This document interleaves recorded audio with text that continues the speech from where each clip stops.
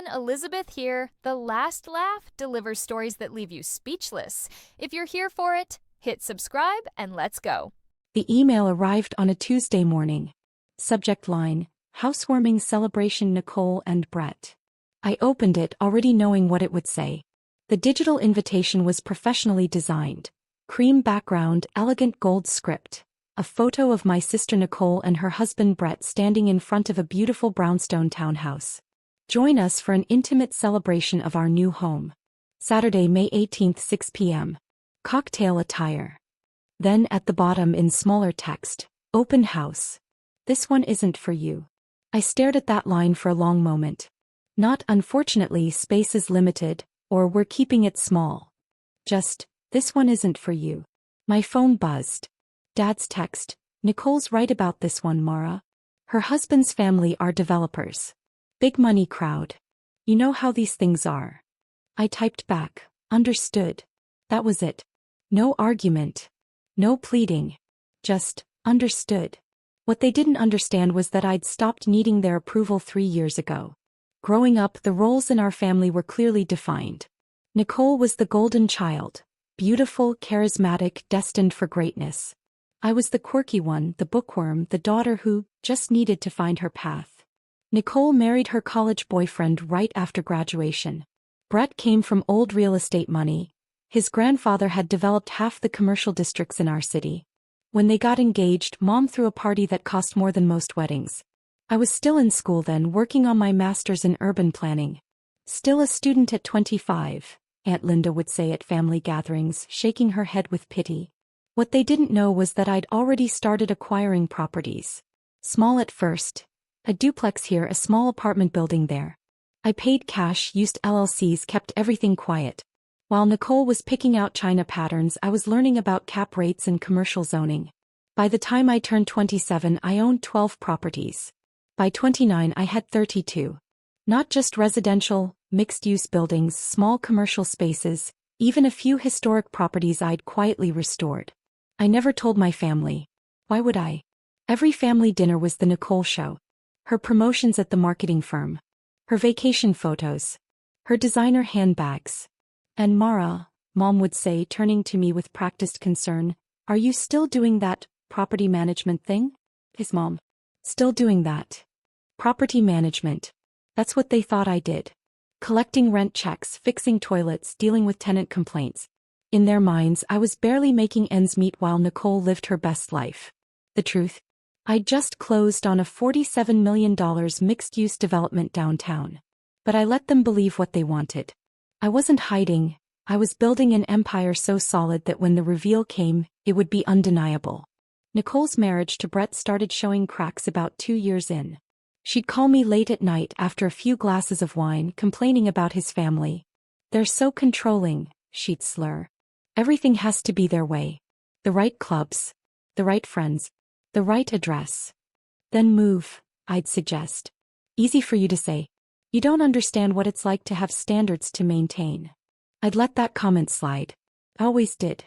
The pressure on Nicole and Brett to live up to the family name was intense. Brett's father had expectations, the right neighborhood, the right cars, the right image. Nicole loved the money and status, but she was drowning in the performance of it all. When they announced they were buying a townhouse in the historic district, the family went wild with excitement. Finally, Mom gushed, a real address. I said nothing because I knew something they didn't. I owned that building. Well, technically, Soledad Holdings LLC owned it, one of my property management companies. I'd purchased the entire 4-unit brownstone building 2 years earlier for $3.2 million. It had been a foreclosure and I'd spent another $800,000 restoring it to its original glory. Nicole and Brett were buying the ground floor and garden level unit. The listing price was $1.4 million, a fair market rate. My property manager had handled all the negotiations. Nicole had no idea she was buying from me. When the housewarming invitation arrived with that pointed message, "This one isn't for you," I wasn't surprised. I was disappointed but not surprised. I called my property manager, James. "The Rodriguez property on Maple Street, Unit 1. Do we have a closing date?" "Closed last week, Ms. Rodriguez. The buyers are your sister and her husband." I know. They're having a housewarming party Saturday. Will you be attending? I wasn't invited. There was a pause. James had worked with me for 5 years. He knew my family situation. I see. James, who's the listing agent who sold them the property? Barbara Chin. Sterling Realty Group. She's been trying to list our other units. Perfect. I'd like to meet with her Saturday afternoon. Can you arrange that? Of course. What time? Let's say 6:30. Right around when the party should be getting started. I spent Saturday afternoon reviewing acquisition proposals for a new commercial property. My phone buzzed constantly with family group chat messages about Nicole's party. Mom, just arrived. The place is stunning. Dad, Brett's parents are here. Very impressive crowd. Aunt Linda, Nicole has such taste. This is what success looks like.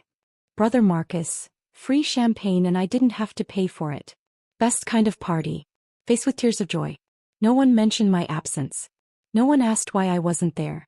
I'd been erased from the narrative so smoothly, they probably didn't even notice the gap.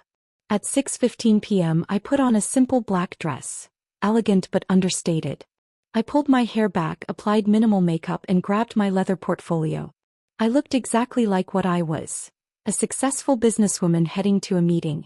I drove to Maple Street and parked 3 buildings down. Through the windows of the ground floor unit, I could see the party in full swing. The space looked beautiful. I'd chosen the finishes myself during the renovation. Exposed brick, restored hardwood floors, the original crown molding I'd had a craftsman repair by hand. My sister was holding court in the living room, gesturing animatedly while a circle of well-dressed guests laughed. Brett stood by the fireplace with his father, both holding scotch glasses. Mom and Dad were near the dining room looking proud and impressed. Barbara Chin pulled up at exactly 6:28 p.m. in her silver Mercedes. She was a sharp woman in her mid-50s, perfectly coiffed, carrying a designer bag that probably cost more than most people's monthly rent. Ms. Rodriguez, she greeted me with a professional smile. Thank you for meeting with me. Thank you for coming on a Saturday evening. When the owner of a $38 million property portfolio requests a meeting, I make time. She glanced at the townhouse. Is this about listing the remaining units? Actually, I said, I wanted to discuss something else. But let's head inside. I believe there's a party happening. Her eyes widened slightly. Inside? But this is my building. Yes. And that's my sister's housewarming party. Understanding dawned on her face. She doesn't know. She doesn't know. Barbara studied me for a moment, then nodded slowly. Well then, shall we? We walked up the front steps together. I could hear music and laughter through the door. I rang the doorbell. Brett answered, drink in hand. His smile already wide for what he assumed would be another guest. The smile faltered when he saw me. Mara? What are you? Hi Brett. This is Barbara Chin, the agent who sold you this beautiful home. She asked to stop by. Barbara, to her credit, played it perfectly. I'm so sorry to interrupt your celebration. I just needed Ms. Rodriguez to sign some final documents regarding the property. Brett's confusion was visible. Documents? I don't understand. Nicole appeared behind him, her face already flushing red. Mara, what are you doing here? The invitation clearly said. I know what it said, Nicole. This will only take a moment. I stepped inside, Barbara following. The conversations around us began to die down as people noticed the interruption. Mom appeared from the dining room, her expression shocked. Mara, you weren't supposed to. Ms. Rodriguez, Barbara said loudly, her voice carrying through the room with practiced authority. I need your signature on the updated property management agreement for the building. Since the sale of Unit 1 is complete, we should finalize the arrangements for the remaining 3 units. The room went completely silent. Nicole's face had gone from red to pale. What is she talking about? Barbara turned to her, her expression professionally pleasant. I'm sorry, Mrs. Anderson. I assumed you knew. Ms. Rodriguez, Mara, owns this building. Soledad Holdings LC. She's been the owner for 2 years. You purchased your unit from her. The silence that followed was absolute. You could have heard a champagne bubble pop. Brett's father stepped forward, his face skeptical. That's impossible. The owner was listed as an LLC. We verified. Soledad Holdings, I said quietly. Named after my grandmother. It's one of several LLCs I use for property management. Your attorney could have discovered this with a simple corporate filing search, but I'm guessing no one thought to look. Dad's voice came from across the room, strangled. Mara, you own this building? This building and 47 others in the city. Commercial, residential, and mixed-use properties. Current portfolio value is approximately $82 million. Mom's champagne glass slipped from her hand and shattered on the hardwood floor I'd restored. Nicole's voice was barely a whisper. You're lying. I pulled my phone from my bag and opened my property management app. These are the current rent rolls for this building. Unit 2, the young couple upstairs, pay $2,800 monthly. Unit 3 is occupied by a retired teacher, $2,400. Unit 4, the top floor, is rented to a graphic designer for $3,200. Your unit, Nicole, sold for $1.4 million. You paid me $1.4 million for a home in my building. I turned the phone so she could see the screen. Her eyes scanned the information, her face going from pale to gray. I don't understand, she said. You're a property manager. You barely make enough to. I am a property manager, I corrected. I manage my own properties, along with a team of 12 employees, 2 full-time attorneys, and a portfolio that generates approximately $680,000 in annual net income. Before expenses. Brett's father had pulled out his own phone and was typing frantically. His face changed as he read whatever he'd found. Jesus Christ. Soledad Holdings. Rodriguez Properties. Mountain View Commercial LC. They're all her. Aunt Linda's voice shrill. But you live in that tiny apartment. I live in a 900-square-foot apartment that I own in a building I own mortgage-free. It suits my needs. Marcus, my brother, was staring at me like he'd never seen me before. The family dinners. The comments. You let us all think. I let you believe what you wanted to believe, I said. I never lied. You never asked. You assumed that because I didn't perform wealth the way Nicole does, I must not have any. Mom had tears running down her face. Why didn't you tell us? Because every time I tried to talk about my work, someone changed the subject. Because at every family gathering, I was the disappointing daughter who still hadn't figured things out. Because my successes were invisible to all of you. I looked at Nicole, whose perfect party had become a nightmare. I bought this building because I believed in this neighborhood. I restored it carefully, preserving its history. I priced your unit fairly. Actually below market value because the buyer was my sister. I hoped that maybe when you lived here, you'd eventually figure it out and we could laugh about it. But then I got an invitation that said, this one isn't for you. Nicole's lips were trembling. Brett looked like he wanted to disappear into the restored brick wall.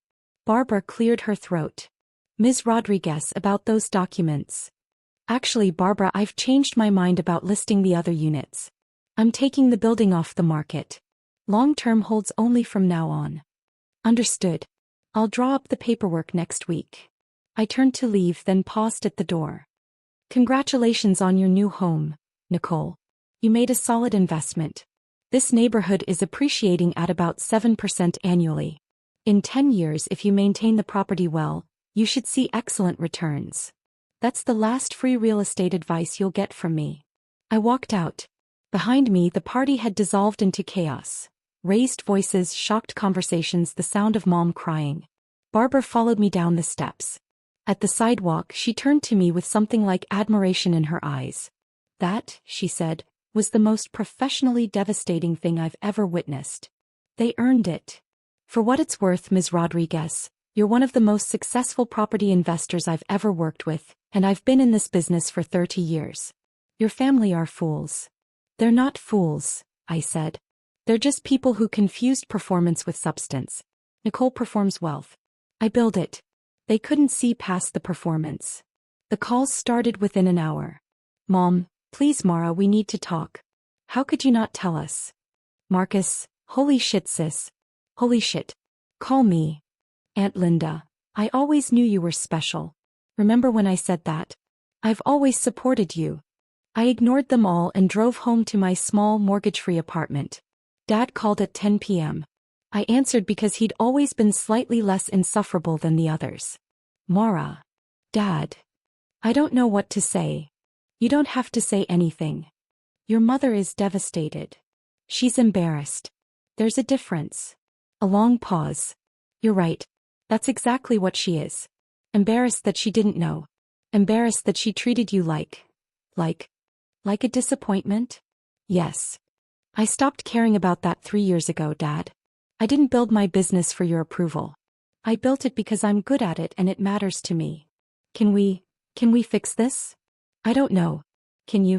Can any of you look at me now without seeing dollar signs? Can you have a conversation with me that isn't about my portfolio or trying to get investment advice? He had no answer for that. That's what I thought. Good night, Dad. I hung up. Nicole called at 8 a.m. Monday morning. I was in my office reviewing a potential acquisition. A small office building near the university district. Mara. Nicole. I need to talk to you. I'm listening. In person. Please. The coffee shop on 5th Street? 1 hour. I considered refusing, then decided I was curious. Fine. 1 hour. She was already there when I arrived, sitting in a corner booth looking like she hadn't slept. No makeup. Hair in a messy ponytail. I'd never seen Nicole look so ordinary. I slid into the booth across from her. I'm sorry, she said immediately. I'm so sorry, Mara. For which part? The years of condescension? The dismissive comments? Or just the party? She flinched. All of it. Everything. I was horrible to you. Yes, you were. I didn't know. That I had money? So you only respect people who have money? No. God, that sounds terrible when you say it like that. That's because it is terrible, Nicole. She wrapped her hands around her coffee cup. Brett's father hasn't stopped calling. He wants to meet with you about investment opportunities. Brett's talking about how we should have you over for dinner to discuss business. Mom's planning some kind of apology brunch. And you. I feel like an idiot. A complete and total idiot. She looked up at me, eyes red. You let me parade around like I was so successful, so important, and the whole time you were building something real? Yes. I didn't let you do anything, Nicole. You chose to perform. I chose to build. Different priorities. I want to make this right. You can't. Not really. You can apologize, you just did. You can treat me differently going forward. But you can't undo years of dismissing me, of making me feel small, of excluding me from your perfect life. Tears spilled down her cheeks. I know I can't. But I want to try. I sighed.